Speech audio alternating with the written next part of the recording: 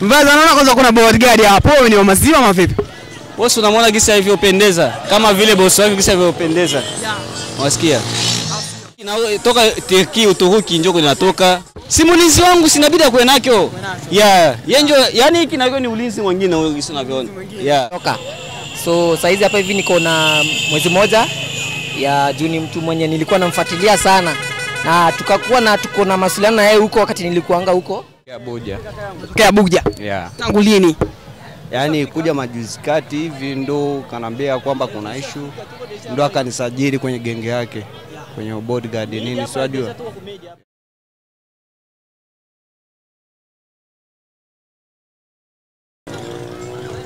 Yes, kama kawaida ni Vibration TV, na huyu hapa ni Prophet Dickson ambaye anaimba ngoma za kiasili yani za Kongo, na nikiona amekuja na bodyguard mpirani ambao ni final ya Alliance de Force na D1 moja. Nataka nifahamu kwa nini ameamua kumkodi, ni wa kwake wa mazima ama vipi amechukua tu kwa niaba. Na nikiangalia bodyguard ana kitu ambacho alikuwa anakisifia sana mkononi. Mimi natotoa bas GR Mr. Kabrandi kadogo. Nyuma kamera simu ngine kama first la comment, utakomment sasa vipi kaka? Niko bien habari. Nzuri sijui wewe. Niko naza kitoko. Uko bien? Niko bien. Sema blaza Lingala sijasoma sana, unajua tena mimi shule imenikataa.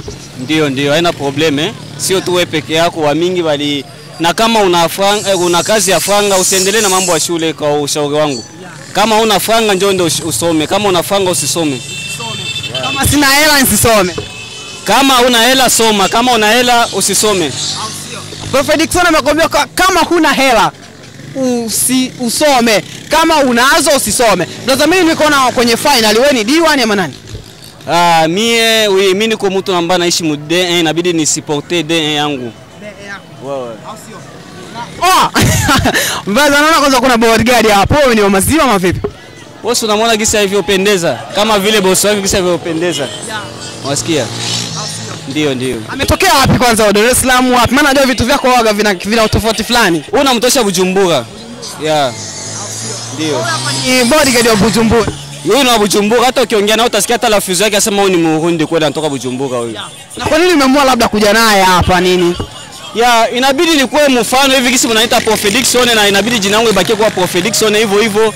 Vike ni vitu ambavyo napenda kuleta vitu mbalimbali. Tu mimi siku yake nazoeana na watu ya ovyo, inabidi nitoshe vitu yangu ya mbalimbali. Nimekona umepigilia kwanza suti afu kitambaa fulani viki au tofauti sana ambao sija kukiona kambini. Vipi hiko ni kitambaa kiasi ngapi? Nisha sababu hata bei ambayo ninunua, sababu ninunua kwa hela nyingi sana. Kwa hiyo hapo ni suti ambayo imetokea Uturuki. Gisi unavyoiona, wewe uangalie gisi kitambaa kilivyo gisi. Kawaida Prophet Dickson kwa siku huaga napenda kuvaa kama shingapi? Mimi pausho angalia hata kiato changu kwa kinyenjo kitakwambia bei. Ukiangalia kila gisi nilivyokuwa, angalia tu kiato changu kitakwambia bei. Wewe ndio utasema sasa Prophet Dickson hapa anapigia kama ni ngapi, mimi sijui hapa. Hii hapa Prophet Dickson alivyovalia kwanza, mimi nataka nifahamu kwa amevalia singapi. Na hapa na bodyguard, blaza vipi, naona amechukua kile kitu chako cha mkononi, umempa ama vipi? Simulizi wangu sinabidi kuwe nakyo. Yenjo yani hiki nakyo ni ulinzi mwingine wewe gisi unavyoona. Wewe unasaidia nini kwanza? Maana mimi sijui. Yani ukikuwa na bastola zako ni kama bure, ukiwa na silaha zako ni kama bure hapo. Ukipiga hiyo anazuia style fulani hivi nini Yani hiyo tu ina signal yake hiyo. Vipi unasemaje ushindi wa D1 leo lazima vipi? Maana mchezo ndio wa kwanza umeisha. Sema premier fois mimi kuniona kwa mambo ya mechi kama hivi, unaona watu wasema D1 itabeba kupe itaenda kwetu D1 na mambo yatakuwa bien. Yani lazima kupe hii ambayo Prophet Dickson ameitabiria lazima iwepo. Lazima itakuwepo, siwezi kufezeka bure, na minjo niko muile muhiyo village, inabidi tuwasaidie keepuke kupe twende na tunataka tunataka kurekupere kupe hapa hivi. Sijakuona na pikipiki yako kaka, mfumo wa dikirili vipi sijaiona, kwa nini? Pikipiki yangu kwanza niliweka kwanza, inabidi kwa tusaidia wengine wa bodaboda, kuwasaidia hata hiyo kidogo na isikuwe pa kila siku mimi hivi, hapana. Takuwa mchoyo kimaisha hivyo, inabidi tusaidiane maisha ndio hivyo. Mtu ambaye alikodi set. Haijakodiwa na mtu, ipo nyumbani. Niliamua tu kuwasaidia kwanza kuwapa na buku mbili ni? Sio buku mbili. Unapobeba Prophet Dickson yote wasema 200,000 ama 100,000 hivyo kufuatana na distance. Kimbili ama laki 3 hivi nini? Ni bodyguard special kwa ajili ya kutembea naye tu ama na kutembeza gari ama pikipiki? Naye atakwambia mwenyewe gisi unavyomuona na nani wewe, si unaongea naye, wewe si mwandishi wa habari, usimwogope, ongea naye. Cameraman nataka unifuate, nataka aonekane nzima. Huyu ni bodyguard wa Prophet Dickson. Ametokea Bujumbura, afu leo ni final, afu ndo mara ya kwanza sikumwona Prophet Dickson kwenye mpira, yani kwenye mipira kambini ni. Tuseme kwenye mipira kambini bwana. Mimi nitoa baadhi ya vipi kaka? Shwari. Makawa. Makawa. Kuona. Yeah, na mimi si kufahamu akuite nani? Bobo. Bobo. Yeah. Oh, huyu ni Bobo. Bobo yule msanii wa Kiribi Soshama vipi? Yeah, msanii wa wapi? Wa Kiribi Soshi. Hamna. Sio huyo, ni Bobo mwingine. Ya Hussein. Au sio? Hivi Bobo ni ametokea wapi kwanza? Kwenye siku waga anakupa kama shilingi ngapi ama milioni ngapi? Ya kwenye siku kutokana na madakika nini 500,000 kwa siku ya. Au sio? Kwa dai nzima 500,000. Ya. Vipi kwa wiki waga unapata kama milioni ngapi? Hivi maana kwa siku 500,000 blaza, siku mbili hizo zinakuwa milioni 1. Yaani ukija kuhesabu unapata kama milioni ngapi hivi, milioni 2 na uchafu. Milioni 2 na uchafu. Kutokana na vile ambavyo ulitenda kazi. Hivi mpo design kama wangapi hivi? Ya, kikundi tupo kabisa kama kikundi cha watu 4 hivi. Ya. Watu 4. Watu 4. Sio. Vipi mmekuja na wengine wako wapi ama umesema ni peke yako? Ya moja kutokana na mazingira ya nyumbani ameshindwa kufika hapa. Shindwa kufika hapa. Na wengine? Au wengine bado wanafanya mazoezi. Kongene. Na vipi kwa nini baza ulivyoingia Abuja kwanza? Kwa nini uliamua kufanya kwa Prophet Dickson? Alafu mtu mkubwa huyu hapa. Ya, yes mtu wa brandi. Na nilivyomuona kwanza alivyofika akaongea na mkuu wangu. Alivyoongea tu mimi mwenyewe nilikuwa nimependa kabisa. Nilikuwa nimependa nije kufanya kazi naye. Yeah. Sio kwa kazi yako ni bodyguard kama kawaida. Kama kaa. Hivyo. Vipi blaza, nataka nifahamu kuwa umevalia kitu ambacho watu wanachukua ushindi wale wenye ngumi za mkono, unaelewa tena wale majamaa wa wazungu vipi? Hiki ni cha kwako ama alikupa Dickson? Hiki hapa ni cha kwangu binafsi. Kwa binafsi? Yeah. Hii hapa mkono vipi ya kukingia risasi nini? Yeah, hii hapa nipewa na Diki. Diki. Blaza, naona umesema kwamba huyu hapa ametokea Abuja na ametuambia kwa siku wago natoa 500,000. Hiyo hela unatoa kwenye muziki ama vipi? Mimi ni mfanyabiashara kisi unavyoniona, si tumaini paka muziki na ataweza kuwashauri wasanii wenzangu tutafute maisha. Maisha sio paka tu muziki, inabidi kujiepanua mu makazi mengine. Na ndio maana unaona hii fanga ambayo wanamulipa bodyguard wangu ni tofauti na wasanii wengine. Usiona kisi vinavyopendeza. Mwe wenyewe unavyomuona kisi vinavyopendeza ni tofauti na wengine. Tawashauri tu ya kwamba inabidi tujitoe kufanya kazi. Mwanaume anakuwa na muda mwingine kwanza unakuwa popo, muda mwingine unakuwa buchafu kama mwenda bazimu.